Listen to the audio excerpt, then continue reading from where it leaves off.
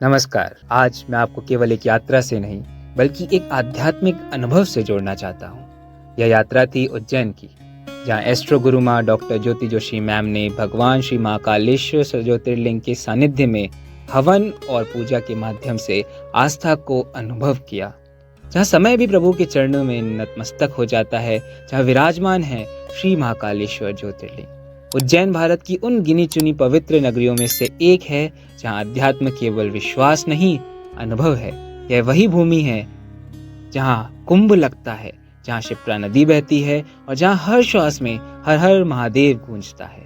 उज्जैन का कड़कड़ हमें यह याद दिलाता है कि हम समय के अधीन नहीं हैं, समय स्वयं महाकाल के अधीन है। उज्जैन में प्रवेश करते ही एक अलग ही ऊर्जा का अनुभव होता है, मानो यह नगर हर अंगतुक से मौन संवाद करता हो। इस यात्रा के दौरान उन्होंने महाकाल के सानिध्य में हवन और विशेष पूजा संपन्न की।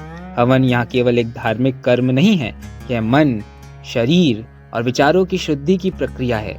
अग्नि में दी गई प्रत्येक आहुति मानव जीवन की नकारात्मक को भस्म कर रही थी। मंत्रोच्चार की गूंज, अग्नि की ऊर्जा और मंदिर का वातावरण सब मिलकर मन को स्थिर और आत्मा को जागृत कर रहे थे।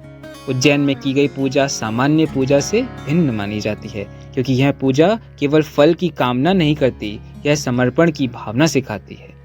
यहाँ व्यक्ति अपने अहंकार को पीछे छोड़कर महाकाल के चरणों में स्वयं को अर्पित करता है। यही कारण है कि उज्जैन में की गई पूजा मन को गहराई से स्पर्श करती है।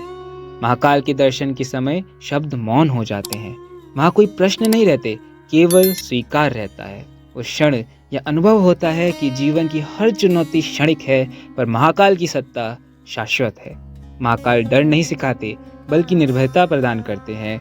यह यात्रा केवल मंदिर तक सीमित नहीं रही, यह आत्मचिंतन की यात्रा थी, जहाँ विश्वास और शांति एक साथ अनुभव हुए। उज्जैन से लौटते समय मन में स्थिरता थी और भीतर एक गहरा संतोष। उज्जैन और महाकाल हमें यह सिखाते हैं कि समय चाहे जैसा भी हो, जो महाकाल से जुड़ जाता है वह कभी अकेला नहीं होता। हर हर महादेव। ओम नमः शिवाय।